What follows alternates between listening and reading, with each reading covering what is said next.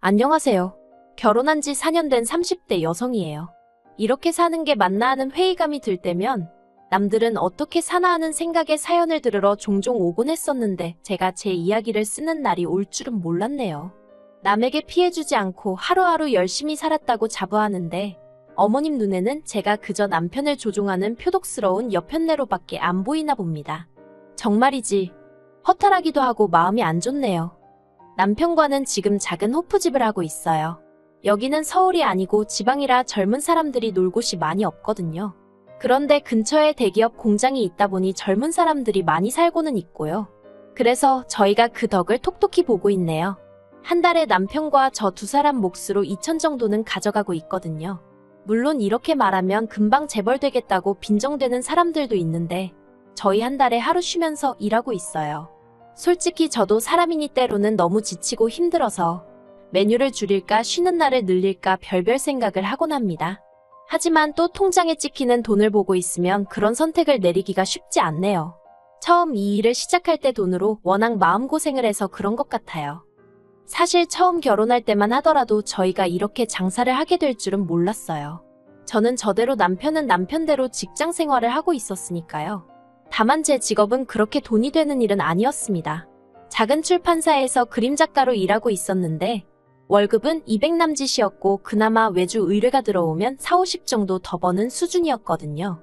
반면에 남편은 3교대 생산직으로 월에 400 정도는 벌고 있었어요. 그래서 결혼할 때도 남편은 모아둔 돈이 1억 정도로 저희 2배 가까이 되더라고요. 하지만 결혼하고 얼마 지나지 않았을 때였습니다. 남편이 다니던 공장이 대대적으로 부서 개편을 했는데 그 과정에서 몇몇의 사내 조직이 문제가 되었던 모양이에요. 그리고 남편은 그 조직들 중 한 곳에 억울하게도 같이 일하는 팀장의 강요로 이름만 올리고 있었다는데 그게 화근이 되어 하루아침에 직장을 잃게 되었습니다. 결혼 당시 서로가 모아두었던 돈은 전부 다 집을 사는데 끌었었기 때문에 당장 다음 달부터 어떻게 먹고 살아야 할지 암담했어요.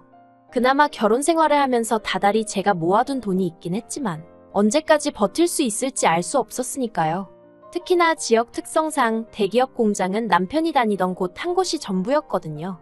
물론 작은 공장에 간다면 갈 수야 있었겠지만 월급부터 처우가 완전히 다를 건 안 봐도 뻔한 일이었고요. 그리고 까놓고 말해서 그나마 월급이 적지 않았으니 3교대여도 참고 다녔던 거지. 옆에서 지켜보니 3교대로 일을 한다는 게 말처럼 쉬운 일이 아니었어요. 남편 얼굴은 늘 푸석푸석했고 생기가 없었으니까요. 그러다가 우연히 인터넷에서 어떤 호프집에 관한 영상을 보게 되었는데 직감적으로 이건 되겠다 싶더라고요.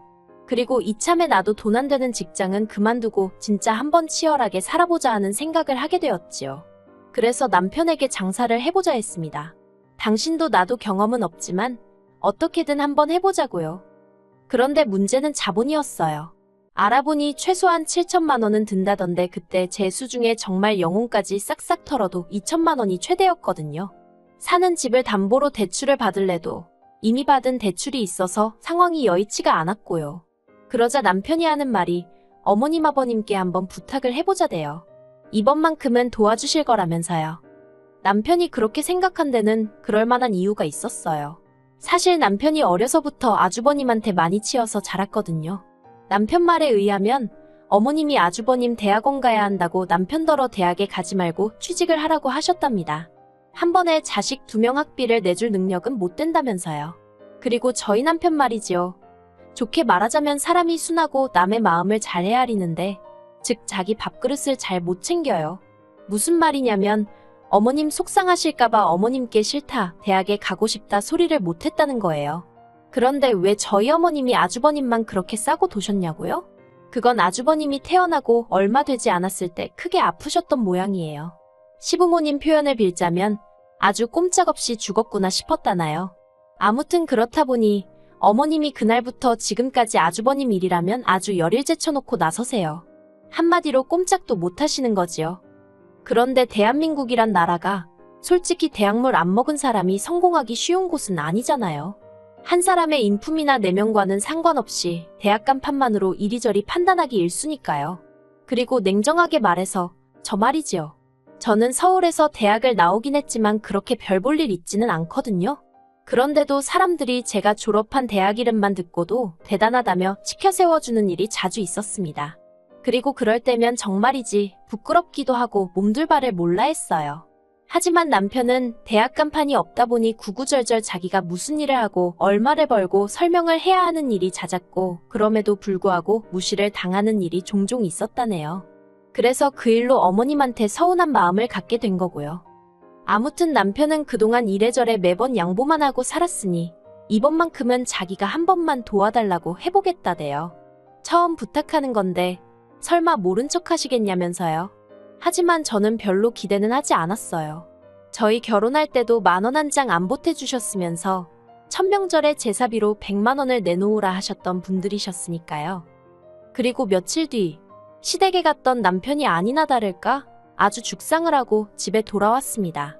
어머님이 정말 1초도 걸리지 않고 그냥 무조건 안 된다고 하셨대요. 돈 없다면서 장사는 뭐 개나 소나 하냐고 그러셨다나요. 어머님 말씀이 아예 틀렸다고는 생각하지 않아요. 하지만 남편이나 저나 마음이 상했던 건 아무나 못하는 장사를 아주버님은 몇 번이고 했었다는 거지요. 그것도 어머님 아버님 돈으로요. 나중에서야 알게 된 일이지만 제가 남편과 결혼할 때만 하더라도 시부모님 두 분이 사시던 집은 어머님 명의로 된 자가였거든요. 그런데 언젠가 이사를 하시길래 집을 왜 줄여가시지 했더니 글쎄 아파트를 팔아서 아주버님 사업자금을 2번이나 대주셨더라니까요. 결국 저희는 친정부모님께 손을 벌렸습니다. 솔직히 친정부모님도 작은 가게를 운영하고 계시긴 했지만 노후가 완벽히 준비되었다곤 볼 수 없는 상황이었어요. 그런데 친정부모님이 선뜻 5천만 원을 빌려주시대요. 그게 가게를 담보로 했었다는 건 한참 후에서야 알게 되었고요. 이후로 저희는 정말 불철주야 열심히 살았습니다. 자기 사업하면서 고생 안 하는 사람은 없을 테니 그걸로 어디 자랑하자는 건 아니지만요. 남편은 새벽 2시까지 가게를 지켰고 새벽 5시에 다시 장을 보러 나가는 일상을 반복했어요. 저는 저대로 집안일을 오롯이 떠안게 되면서 오전 내내 집 청소에 빨래에 밀린 살림을 하고 점심부터는 남편과 함께 가게를 지켰습니다. 그러니 돈이 안 벌릴 수가 없었고 쓸 시간이 없었기에 자연스레 모이는 상황이었지요. 하루는 제가 목욕을 하다 재배를 봤는데 똥배는 온데간데 없고 소위 가죽만 남아있더라니까요. 남편 얼굴도 들여다보니 남편도 남편대로 정말 얼굴이 반쪽이 됐더군요. 정말 고생을 많이 했어요. 그리고 지난해 저희는 친정부모님께 빌린 돈도 갚았을 뿐만 아니라 가게도 확장을 하게 되었습니다. 어머님도 어떻게 아셨는지 연락을 해오셨는데 알고 보니 남편이 어머님께 보란듯이 자랑하고 인정을 받고 싶었는지 먼저 연락을 한 모양이더라고요. 그리고 그때부터 어머님의 태도가 눈에 띄게 달라지대요. 처음에 저희가 장사를 시작했을 때만 하더라도 어디 얼마나 버티나 두고 보잔 식으로 콧방귀를 뀌시던 분이셨는데 언젠가부터 일주일에 서너 번은 먼저 전화를 걸어 남편 건강을 잘 챙겨주라는 등의 잔소리를 하지 않으시나 가게 매상은 왜 또 그리 궁금해하시는지. 솔직히 저도 한두 살 어린애도 아닌데 어머님의 속내를 아예 몰랐겠어요? 순수한 마음으로 그러시는 게 아니라는 생각에 거리를 둘 수밖에 없었습니다. 그리고 그런 와중에 지난 달이었어요. 친정부모님과 모처럼 외식을 하려고 친정을 찾았는데 남편이 먼저 친정아버지 칠순 이야기를 꺼내더라고요. 당연히 저도 기억은 하고 있었고 어떻게 챙겨드려야 하나 그런 생각도 하고 있긴 했지만 솔직히 남편에게 어떻게 말문을 열어야 할지 살짝 고민을 하고 있었거든요. 그런데 남편이 먼저 친정부모님께 여행을 가고 싶으신지 아니면 뭐 필요한 건 있으신지 하고 여쭤보대요. 그러자 친정부모님께선 필요한 것도 없고 상관없으니까 신경 쓸 거 없다며 물어봐 준 것만으로도 고맙다고 웃음을 보이셨어요. 하지만 남편이 보인 반응은 생각지도 못한 것이었습니다. 남편은 그렇게 나오실 줄 알았다면서 벗어두었던 자켓을 가져오더니 그 안주머니에서 은행 봉투를 꺼내더라고요. 그 봉투를 친정부모님께 드리면서 부족하면 말씀하시라는데 친정부모님께서 용돈이냐며 처음엔 좋아하시면서 받으셨거든요. 그런데 친정아버지께서 봉투를 열어보시더니 깜짝 놀라셔서는 이게 얼마냐며 이렇게 많이 안 줘도 된다고 손사래를 치시는 거예요. 그리고 그 안에는 5만 원짜리 2묶음, 1,000만 원이 들어있었습니다. 저도 저대로 놀라서는 이러지도 저러지도 못하고 있는데 남편이 그냥 자기가 드리고 싶어서 드리는 거라며. 아무튼 좋은 의미로 옥신각신 받으셔라 못 받는다 몇 번의 실랑이가 오가다가 결국 남편이 이겼어요. 그리고 어쩌다인지는 모르겠지만 이 이야기가 어머님 귀에도 들어간 모양입니다. 저는 안 했으니 남편이 했다 싶지만 못하러 그런 소리를 한 건지. 아무튼 어머님이 몹시 화를 내시더라고요. 장사가 그렇게 잘 된다면서도 당신한테는 돈 100만 원 주질 않았으면서 어떻게 처가에다 1000만 원을 냅다 줄 수 있냐고 제정신이냐고요. 그러자 남편이 보인 반응도 보통이 아니었습니다. 은혜를 갚은 거라면서 내가 정말 힘들다고 했을 때 어머니가 뭘 해주셨냐고 목에 핏대를 세우더라니까요. 저는 중간에서 속으로 고래 싸움에 새우등 터진다더니 내가 딱 새우꼴이네 그러고만 있었어요. 몸을 사리고 있던 거지요.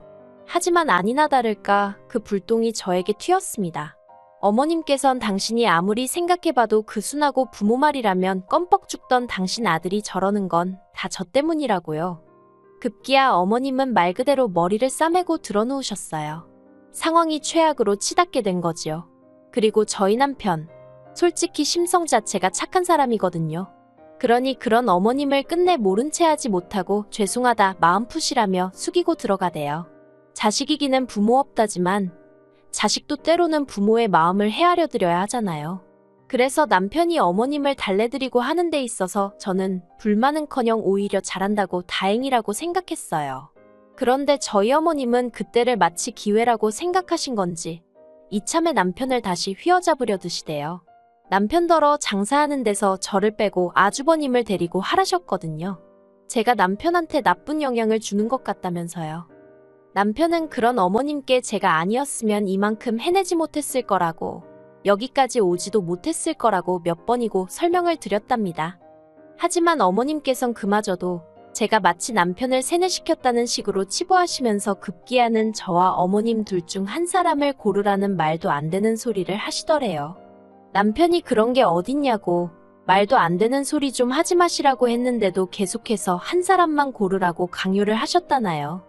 그래서 남편도 결국엔 그러면 자기를 믿고 시집온 저를 골라야지 않겠냐고 그랬고요.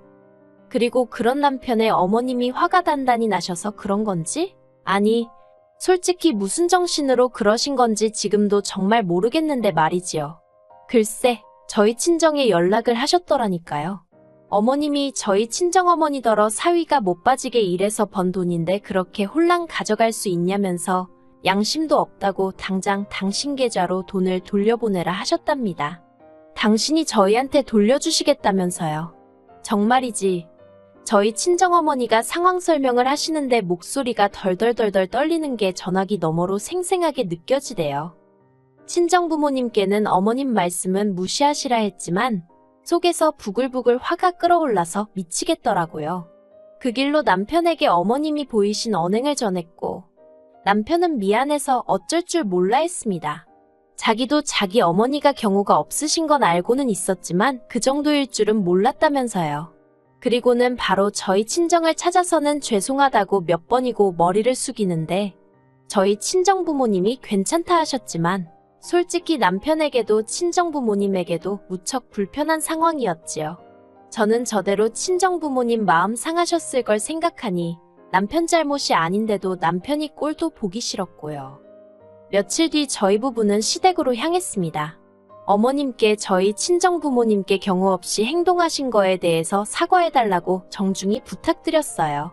저희 친정부모님 마음도 상하셨고 사위로서 어머님 아들 체면도 살려주셔야 할 거 아니냐고요. 그런데 저희 어머님이 보이신 반응은 가관이었습니다. 마누라한테 눈 돌아간 자식 체면을 당신이 왜 챙겨줘야 하냐면서 그렇게는 못하신다 하셨거든요. 그러자 남편이 정말 이대로 영 끊어도 좋다는 거냐며 목소리를 높였고 어머님은 어머님대로 영 끊으려면 끊으라고 당신은 아쉬울 것 없다는 막말을 퍼부으시대요. 그렇게 어머님과 남편 사이는 틀어질 대로 틀어져 버렸습니다.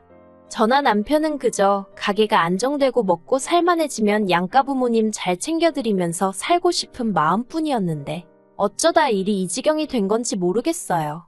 하지만 남편은 남편대로 그간 아주버님에게 치여서 자란 것도 억울한데 자기가 제일 힘들 때 어머님이 자기를 모른 채 한 게 그렇게 잊혀지지가 않는다고 하더라고요. 솔직히 남편 마음에 진 응어리를 제가 감히 어떻게 풀어라 마라 할 수 있겠어요? 그저 하루빨리 어머님이 먼저 남편에게 손 내밀어 주시길 바랄 뿐입니다. 아, 그리고 친정부모님은 결국 그 1,000만 원을 돌려주셨어요.